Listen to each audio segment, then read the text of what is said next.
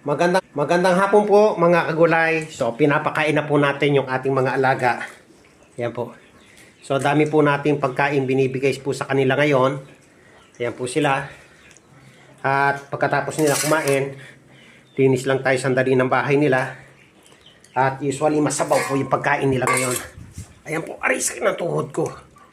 So yan po mga kagulay. Pinagluto ko po sila ng 2 pitso ng malaking manok. Actually, yung pinakain ko lang pitso sa kanila ngayon, nasa 1 kilo, my God. May git po. Ayan po. Kain na lahat. Kain na lahat. Ayan. Ay, naku. Napakay. Ay, bilis. Maubos yung dito, oh. Ang bilis maubos. Ay. Ayan. Ayan po sila. Binibigyan ko po ng sabaw yung kanilang pagkain. Yung manok, oh. Daming manok. May malunggay. Ayan, dami. Dami po. Ayan, tapos after po ng pagpapakain sa kanila, mga kagulay, ay paglilinis naman ng bahay. Ayan po. So sana deserve ko po yung isang like po ninyo, isang pag-subscribe. Ayan po. Kain na lahat, kain na. So sa bahay pa lang po, ay, naibigay ko yung nakakuha itong buto. Hindi, bawal yan.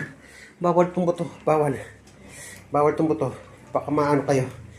So sana pa-support naman po. Ang pangangailangan ko lang po nito sa mga alaga ay yung pagbili po ng yung cat litter sun, cat litter box, at saka yung gamot po.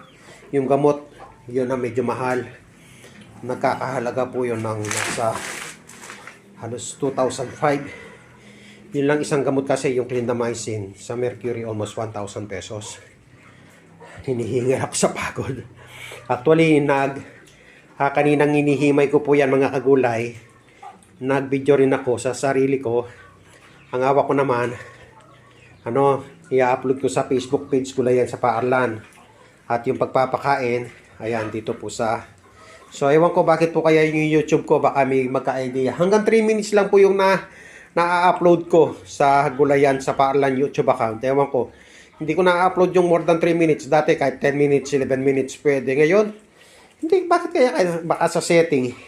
Eh, hindi pa naman ako maalam sa... Kaya ang video kong ito mga kagulay, hanggang 3 minutes lang sigurado mapuputol na.